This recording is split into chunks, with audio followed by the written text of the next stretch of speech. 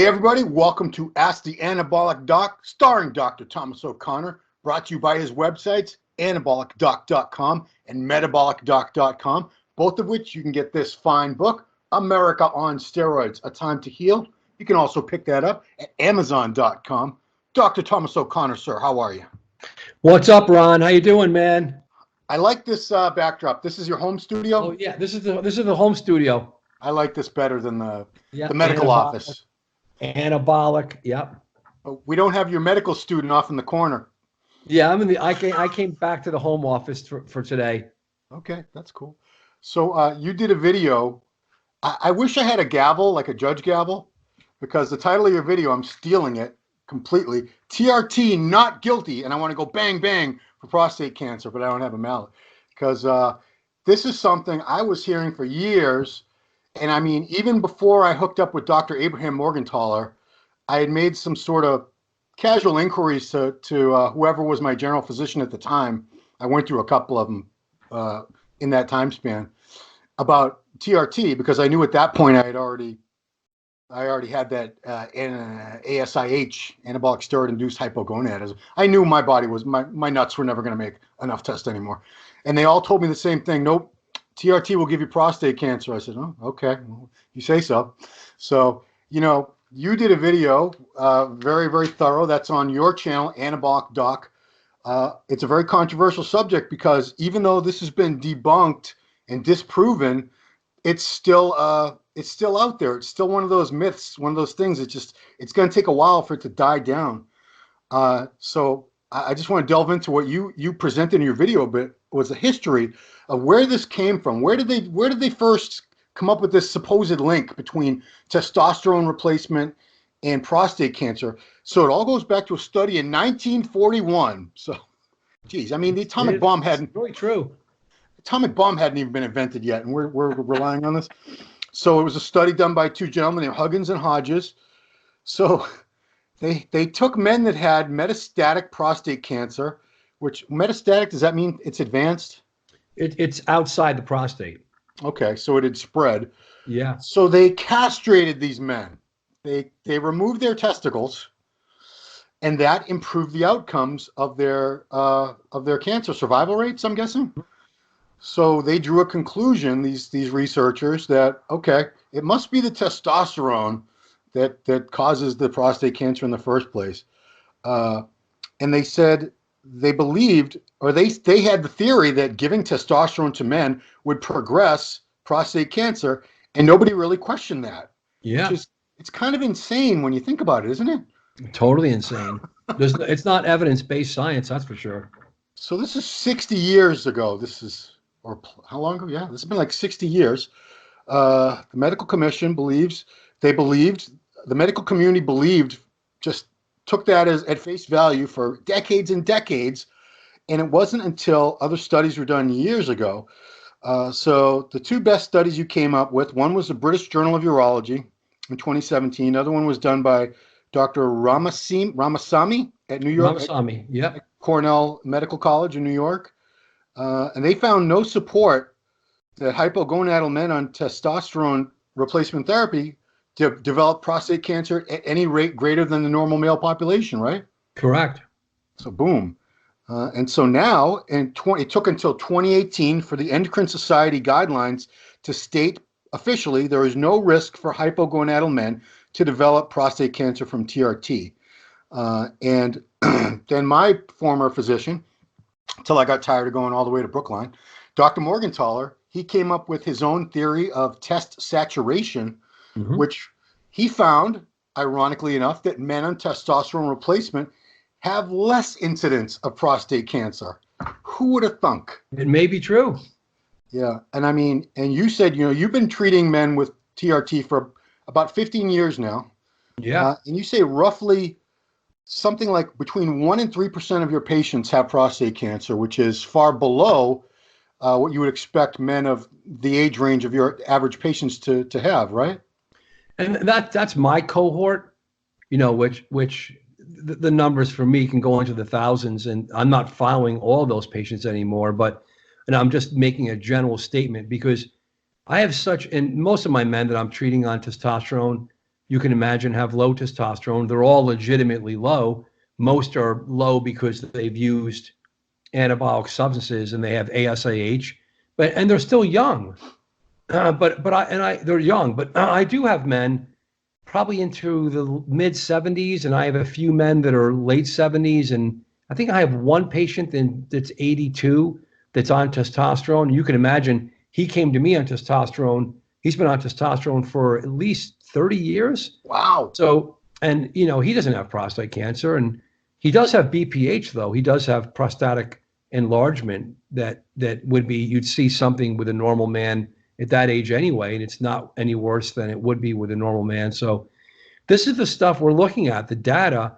So the data, and I want to always present legitimate, up-to-date, evidence-based data that no one's going to argue that the incidence for developing prostate cancer for men that are on TRT, again, these are not steroid users, but we have to lump them all in together at this point. And I'm doing the research, and we're going to get into that in the future. But what is it? Does testosterone cause prostate cancer? Dr. Morgenthau said his data from, and again, a lot of this is like, did he purport that in a legitimate study? He's been part of studies, but I don't know that he's reported that specific one identifiable finding where we're looking for that. We double blind, or we have some mechanism for looking at the data really accurately as we can. Nothing's perfect. And we can make a decision, and we could say, based on this data bank and our outcomes, that either this drug either leads to this or doesn't lead to it, or we still don't really know. But it's pretty safe to say that prostate cancer, if you let me say it this way, if you're on if you start testosterone, and that's just like any age, like 35, 45, and you're on testosterone, and it's TRT, it's not steroid doses, right? So we don't know. So the TRT doses, and if you're on it for, the data is pretty safe to say about 15, 20 years, and it's collective data and it's retrospective. It's not perfect, but it's just a bunch of data. And it says that the number of men that are reported to have prostate cancer is just lower than the men that are out there not on testosterone. So no one could argue that. But so I make it very simple. I always have to come up with, here's the data, here's the science.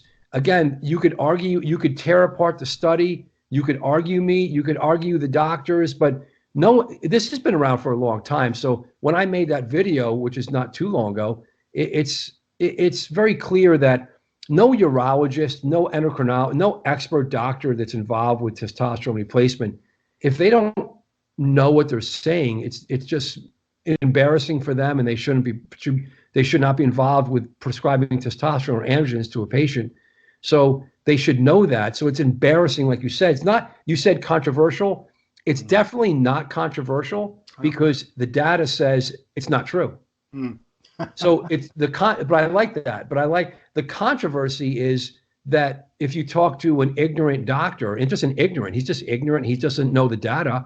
He's busy and he hasn't looked. He's perpetuating something from what, not from 1940s, but from even 10 years ago, that it will give you prostate cancer, Sonny, or man, that's like you're a doctor. You're embarrassing. Now you're practicing poor medicine. I don't know if you're going to sue the guy, but he's just not, he's telling you something that he should be careful, because he's saying patients come in all the time. My doctor said that this could cause prostate cancer. Okay, let me talk about it. Here's the deal. So when you start testosterone, we do a digital rectal exam, family history, prostate cancer, full exam, and then of course PSA. No one's doing ultrasounds and all this. No, MRIs. That's if you think we have prostate cancer, you start doing all that, MRIs of the prostate pelvis. So if you start testosterone and we see the PSAs and digital rectal exams don't change, let's just say for 2 years, at a certain point, and this is the stuff we don't know, it's very safe to say that you're not going to, I have guys 20 years on testosterone. Again, I picked up their care in the last 10 years or so, 5 years to 10, 15 years, but they came to me on testosterone and their PSAs are under 1, under 2.5. They don't. They have, and they've had digital rectal. Of course, I follow all the standards of care. I do it myself. So these men are not going to have prostate cancer. I mean, knock on wood.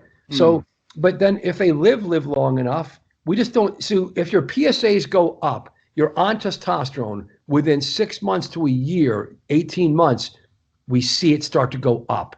Those are men that we start testosterone on. They already have some prostate cancer. See, they have it already. And then we grow it. It grows because this is the whole conundrum. This is controversy, relative controversy, is that if you have even a few molecular cells, if you have some cancer cells, even a small number in the prostate that are really not even detectable on a PSA, because your PSA is under 4, under 1.5 or 2, and you're taking testosterone for a considerable period, 6 months, 18 months, a couple of years, and then you start to see the PSAs will go up a little bit for men. We allow that. Yeah. There's all data for this because the prostate is exposed now to DHT, testosterone, all this, conversion, and androgen stimulation because of the free testosterone, which is great for the brain, right? Yeah. So it's going into the prostate tissue. So when we see the PSA go up a little bit, say, under 0.3, and this is like an acceleration number, it's called. And then, you sit tight, you watch it. I've seen it on many men that I started testosterone on or someone else did, and let's just say they're over 60. Or maybe I've seen one guy that's under 50, and I've seen one man under 60. This is how small the numbers are. And I've seen thousands of guys. And then when you look at men in the 60s that I'd give testosterone to, because they have low T, diabetes, sleep, metabolic. They're not steroid users. These are primary care patients of mine. I give them testosterone, and I watch their PSAs over the next year or two go up, man. Boom, boom, boom, boom, boom, boom, boom, boom, boom. I send them to urologists. Urologists agree with me. They end up doing a biopsy, and they have stage 6 Gleason. They have a Gleason 6 prostate. What is that? No, because it's a common intraprostatic low-grade prostate cancer that we don't know what to do. I have men right now in my I still have a few people in my primary care practice. I kept a few on board so I can keep my brain for primary care a little bit alive. Yeah. Because I'm a testosteronologist right now. Right. Yeah. I thought you would dump them all. I had to be a primary care doctor to get to where I am. So I had to see all the stuff, for all the primary care. I had 10 years, 15 years of experience, and now I'm testosteronology. The guys I have, I have 5 men down to 3 men. I have 3 men that I take care of that have prostate cancer. They're between 75 and 85. They have prostate cancer, and we're not doing anything for them, but just watching them. Yeah, you mentioned some interesting statistics. So just like any kind of cancer, age is the greatest risk factor. Yeah. You said 2/3 of men diagnosed with prostate cancer are over 65. And by the time you hit 80, if you reach the age of 80, you have an 80% chance you're going to have prostate cancer. Yeah. But the strange thing, and I don't know if you can, hopefully you can explain this to me. You said that it's a lot less aggressive after the age of 70. So yes, you might have prostate cancer and it's nothing to worry about. Here's the standard of care today. I hope so many men watch this all around the world. So the standard of care today is that if you're 75 years old and you're with a good doctor, that doctor may decide never to do a PSA ever, and that's probably the right answer. Because you're going to find a little prostate elevation, PSA, it's going to go up over 4. If they did a biopsy, you're going to have a little Gleason 6. You're not going to die from it, though. Now, if you're 55 or 40-something, which is super rare, or Dr. Swayze, I believe, was in his 40s. Did he? I don't think he had prostate cancer. Oh, maybe it was a different cancer. I think he had pancreatic or something. Yeah, you're right. I'm all mixed up. You're right. It was pancreatic. That's okay. So I'm proud I know that because I don't know anything about Hollywood. All I do is work testosteronology. I'm kind of a weird guy. But my last book I read was Jaws in 1977. Peter Benchley. Oh my God. Oh, come on. I know That Jaws. was Spontish. Seen that movie about 100 times. You're eventually Jaws. It's all I've my first and last book. All I do is read medical journals. So and watch cartoons, I guess. So this is true. The prostate deal is got to get out there. The primary care controversy is they're saying some of the experts in primary care don't even look at a PSA, just don't do anything, which Wow. because you know why? There's no data to support or weak data to support it's going to save your life.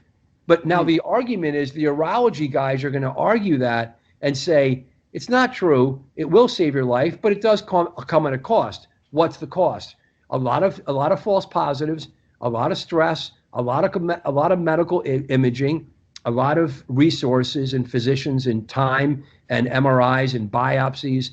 And in the end, we will save your life, but maybe we're going to wreck your life because your quality of life. Because I mean, again, I've taken care of dozens and dozens, if not 100 men that have had prostate removal, prostatectomies, from their 50s to their 80s. It's not pretty. I mean, doesn't it destroy your sexual function? Pretty much.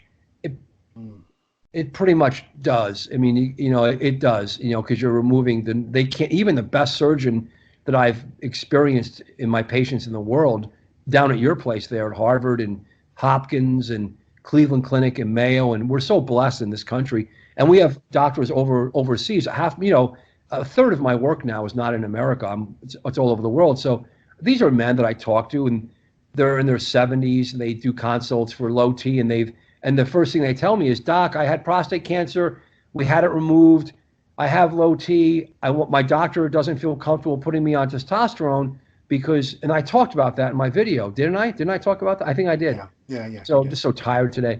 So, it's when you have prostate cancer, we don't know what to do it's not a slam dunk for every man. It depends on who you are, how old you are, what other medical conditions, how aggressive is it, what is it, what stage is it, where are you in the world, what access do you have to services, and then it's like, what do you want to do, sir? Do you want to sit on it? I mean, are you, maybe that's the best thing. I see it all. I ride all the way along. I ride with my patients through the whole thing. And about 10 years ago, I went to the operating room with a patient of mine to watch. I was in the operating room with the doctors. I asked if I can be part of, I came in that day as an observer, and I was part of that because I diagnosed him. He's a very close patient of mine, still around. Oh, and good. I asked him, I want to go in the OR. I want to watch what happens to a man when they remove a prostate. And I was there for the 3-hour surgery. It was horrifying. No, it was a Da Vinci knife where he drove it from the other side of the room. What? It's a robotic. It was done and that's why I wanted to go. Oh I wanted to see the robot. It's called Da Vinci. It's a Da Vinci robot. A robot did the surgery that the guy was remote controlling? They set the guy up, his belly up, and they put 3 trocars in, and it's a whole, this is like multiple $1 million device, and it lowers on like kind of like a big lamp it lowers into the patient's body, and then the surgical tools are inserted into his abdomen, pelvis, and they have motors on them. And I'll tell you his name, Dr. Wagner, Dr. Pepe Joseph Wagner, is a urologist at Harvard Hospital who was one of the first to use this device. Oh my Lord, 15 years ago. And it's the robotics. He's an expert urologist, surgical urologist. All he does is prostate removal. Wow. And it's less nerve sparing, right? That's the whole concept. And I watched it, and he drove it inside a machine, inside like a game tube. Yeah. And he had his toes taped up like he's an athlete because his toes drive it and his hands drive it. What? And it was absolutely, I'm not kidding. And this sounds pretty awesome. It's an educational, this is UConn. It's Harvard. These are top, like your place in Boston. We're over here in Hartford. So this is the learning educational center, right? So I've been involved with this forever. So we had students in there from all over the United States, and it was very, no one moved, everyone was sterile, we were all quiet, you don't, and no one came near the sterile field, and he was just, it was wild, man. It was like out of a theater show, and he removed the guy's prostate from about 10 feet away. I like how you always refer to Harvard as if I have some sort of official affiliation with it, which obviously I don't. Those are your guys over in Boston, though. I'll give you a little random trivia. Harvard Lampoon, have you heard of that? No. Okay, so National Lampoon grew out of a humor magazine, an annual that the students, they have a Harvard Lampoon club.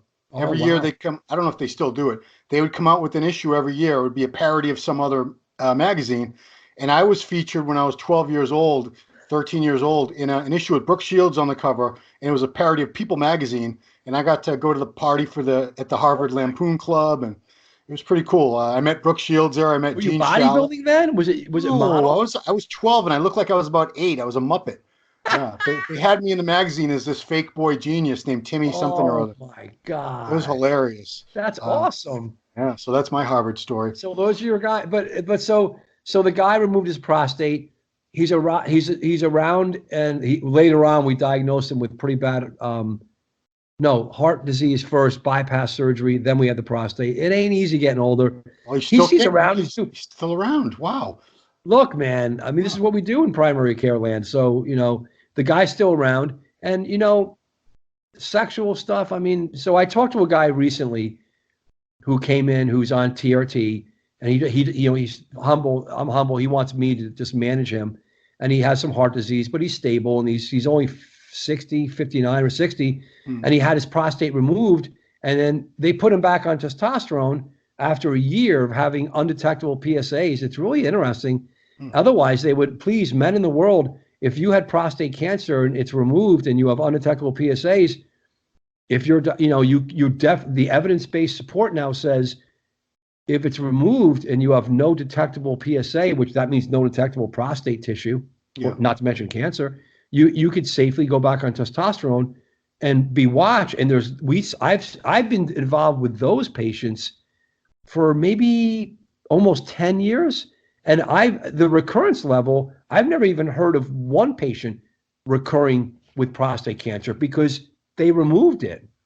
Yeah, but what would be the risk of putting someone on TRT if they still did have some of that tissue? Well, let me tell you. So that still did have a detectable PSA. So thank you for asking the question. So the men that I have that have prostate cancer that we're doing active surveillance on, we can't give them ethically. You can't give them testosterone because and Morgenthaler would agree. If you have some prostate cancer, giving free testosterone, giving more testosterone, and that's the study of the guys back there in the 20s. In the 40s, that it can grow the prostate, especially if it's metastatic. And so, what's the treatment for metastatic prostate cancer? Orchiectomy. So, what is it? Yeah. What do they take? They chemically do it now. It's horrible though. So and this is why we got to talk about this. People don't know this. Primary care doctors don't even really, it's so complicated. This is urology. I'm not a urologist, but I'm a good primary care doctor. And I certainly know the details about prostate cancer. Is it in your prostate or is it outside? And that's the first thing they do. PET scans. They do a very deep about before they do anything, before they make this. When you have metastatic prostate cancer, you ready for this? They don't remove it. They don't remove it. They keep it in. Why? Because they could spread it, because the data shows that keeping it in is better, and you just live this horrible life because you either die or they treat it with anti-androgens. Lupron. They give Lupron, massive dose. They shut then the data is true. This is true. This is why this is a good video. People wake up and pay attention, because wait a minute, you just said androgens protect a man from prostate cancer. Yeah, it's true. It appears that way.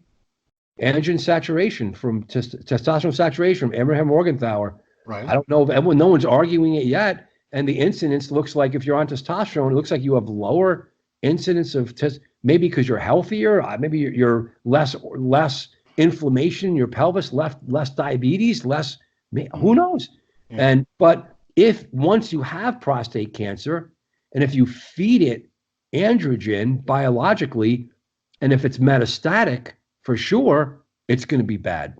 Wow. Okay. So with these men, and I've seen many of these men, because I was a primary care doctor for 15 years. When they determine, oh, it's in the bone, it's in the back, it's moved to the rib, it's outside the prostate. Damn it. Then they go on to orchiectomize these patients. In the old day, they used to cut the testicles off. Now, what does orchiectomy mean? I don't even know what that word means. Remove the testicles. Oh God, what a word! A horrible word. Orchiectomy. So when a man has say a young man has testicular cancer, they remove his testicle. Usually it's just one. Yeah, I had a nephew that had one of those at that time. Yeah, unilateral orchiectomy, and they actually still make testosterone in theory normally with just one. Yeah, actually, because I have a guy I trained with for a few years. Same thing. They took one out, and he was still clearly. I've seen so many patients that have self-treated after having testicular cancer, and they go, I got one ball. I'm giving myself. How can I not have? So it's very interesting psychologically. Hey, I had a question because you brought up one point there that it was pretty perplexing. 60%. It's okay. So prostate cancer is 60% more common in African American men, but not in African men from Africa. So doesn't that sound bizarre to you? I don't know. Yeah, these are things that we know, and this is, please, people have to listen to this. African American men have a definitely higher incidence of prostate cancer. If they don't know that, they have to be aware. They have to really get checked.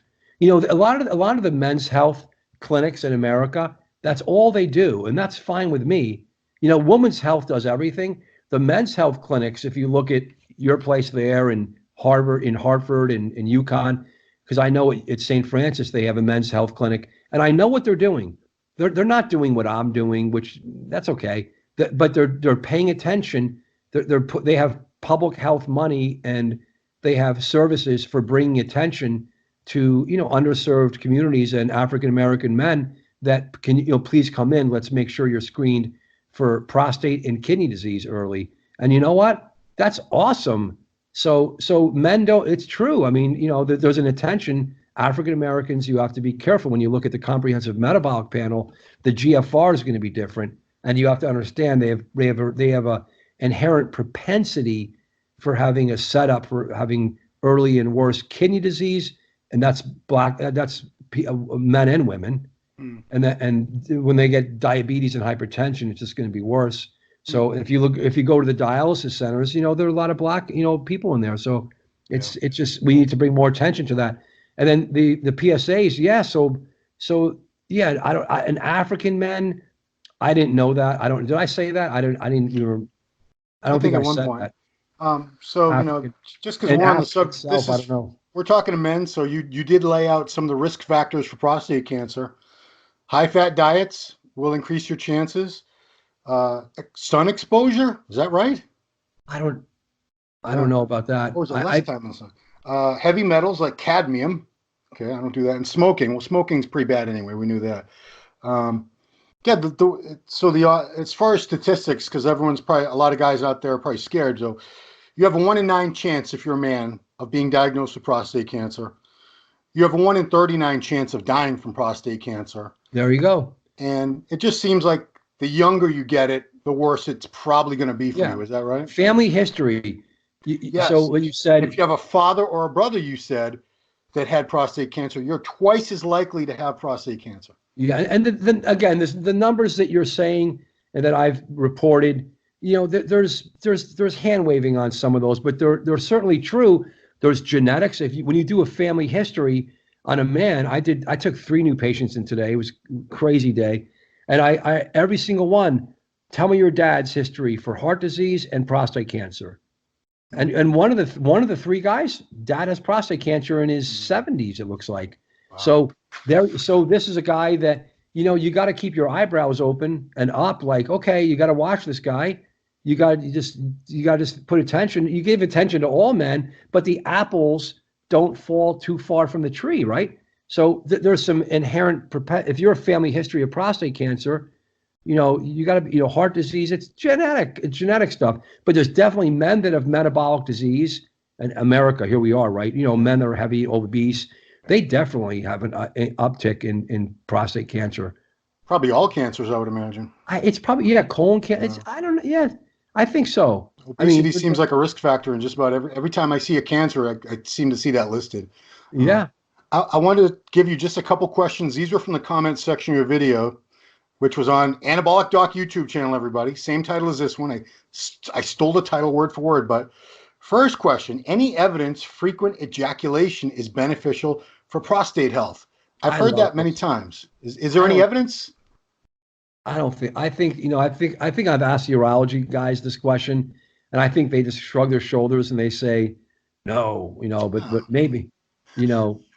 You should have as much sex as you can, in the end of the day. So yeah, I mean, that's the goal anyway. But I mean, if you could use that as some leverage to your significant other, I was just hoping to get like a medical excuse, but oh well. That's going to be a tough study. I don't know. That's going to be a hard study, And the other question, it was a bizarre question. Doctor, what do you think about using finasteride as a prophylactic to prevent prostate cancer?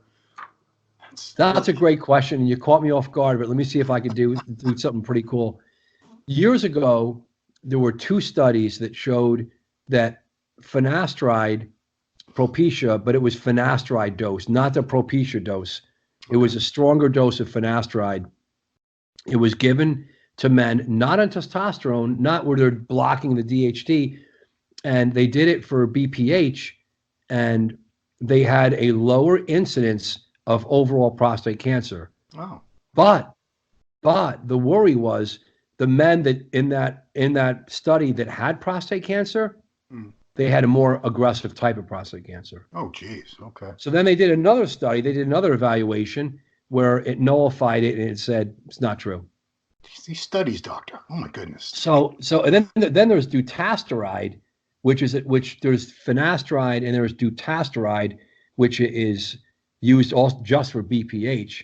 Finasteride is used also in a low dose Propecia for the hair, DHT blockers, and that was also squirrely, and it didn't end up showing anything significant. And I think in the end it might have showed that maybe it reduced the incidence, but the truth is the statistics on these studies.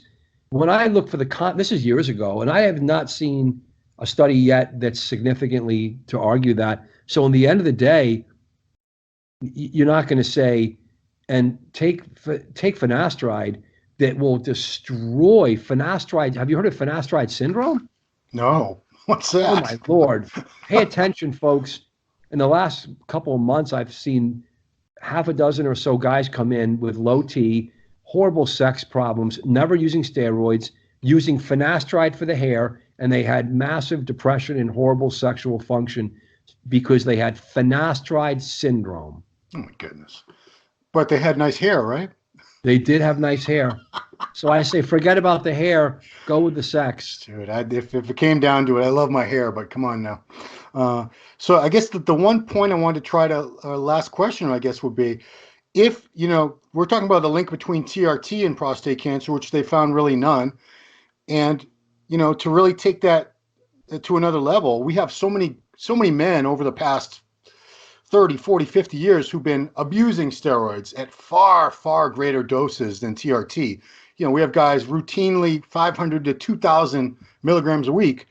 Wouldn't we be seeing an epidemic of prostate cancer among the steroid-using population? It's a great question, and that's going to be part of my research in the future. Okay. So there's no question. You hit it. You got it, Ron. And it doesn't make sense. So you're right now. What do we got, though? These are young guys. They're healthy between the age of 20 and 40. It is incredible data, though. You're right. And then, how many guys are in their 50s and 60s abusing, those levels of steroids? Not much. Yeah. Who knows? I mean, they're either dead by then, or they're exhausted and they're blown out, or they just. I mean, am I right or wrong, Ron? Oh yeah. I mean, I know a lot of those guys. I'm talking about some of the famous guys that we look at, some of your friends and all these people, and you're not abusing, of course, but it's like, it's like but men from 20 to 40, if we thought, that's a good point there, if we thought that there was any truth to this androgen growing and causing, these guys back in the 1940s, and completely wrong, because what steroids definitely could hurt the heart and the kidney and shut the brain down, but it ain't causing prostate cancer. Good to know. Because it does, but it doesn't though. No, right, so right. I've taken thousands of men in from 20s to 40s. The average age is like late 30s, right? Yeah. I do a couple a day now, and the prostate cancer is just never in there. Good. Shouldn't be. But they're young. But again, will it set you up in your 60s, Ron, to have increased propensity for? I don't know. I don't. I mean, yeah. No one's gonna. I'm too busy working on preventing heart disease. It seems like, and kidney disease. I mean, that's enough work. That's a big enough job, I think, as it is. And I just don't see the prostate. But again, my cohort that's in my practice right now, the average age is probably 41, 40, 42. Okay. It's creeping up. It used to be, in the last 10 years, it was 37. And now the average age, because I look at this data, and I kind of look at my data all the time, and it's like low 40s now. And they're men that have been on steroids or testosterone. We had a famous, musician join today who's been on testosterone. Yeah. Steven Tyler from Aerosmith? Not yet.